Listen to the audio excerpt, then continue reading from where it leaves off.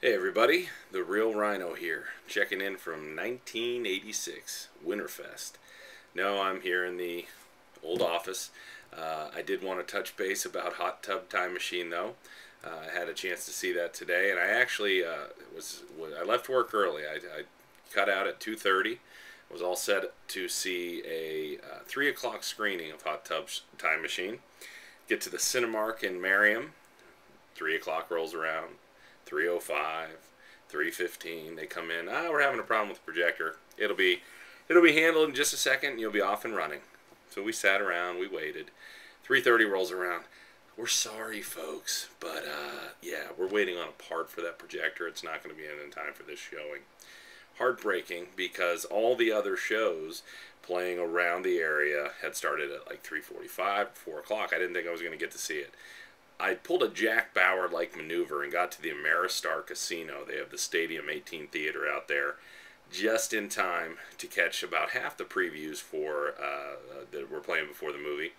Saw the preview for The Losers, which actually looks like the kind of the I don't want to say the poor man's because it looks like it's got some good actors and some pretty decent production values, but kind of the answer to the A-Team. They're The Losers. I recommend checking that out. Also, it was very, very meta seeing Hot Tub Time Machine at the Ameristar Casino.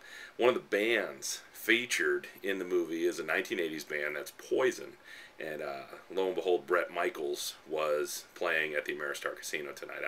I really thought maybe the universe brought me to that theater and I was meant to be there and I was going to bump into Mr. Michaels and be able to get him to autograph my ticket or something like that. But not so much luck.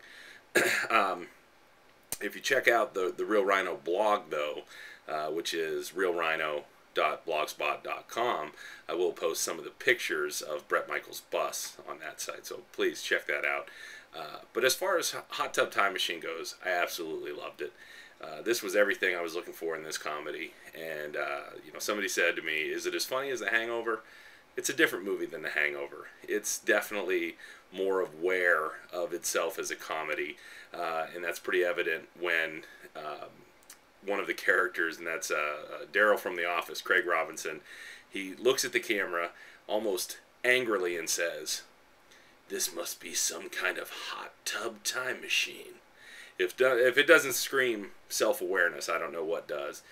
Chevy Chase has a mostly unfunny turn in this, and I just like having him in the movie. I really love Chevy Chase, and whether he's funny or not, I just like having him around. Lizzie Kaplan also has a kind of a cameo, if you would. She's on Party Down, and she was the girl who blown up in Cloverfield, if you saw that. But the main cast, John Cusack, he has more of the dramatic role, and then Clark Duke, Craig Robinson, and Rob Corddry play kind of the comedic trio that play through it. There's a couple really, really good jokes that run through the length of the movie, and there's some good payoffs at the end. But it's definitely worth seeing. See it at the theater. The downside to seeing it where I did is I was one of 4 people in a huge stadium-like auditorium, so it kind of detracted from the mood a little bit. I would have liked to laugh along with other folks at the theater, and it might be worth a second viewing just for that reason alone. I give this movie 4.5 horns out of 5. That's the Reel Rhino saying this is a certified go see it comedy. You're going to want to see this in the theater. See it in a crowded theater. See it with people you like. Have a great time at it. Hot Tub Time Machine gets my seal of approval without a doubt. For now, the Reel Rhino saying have a good night.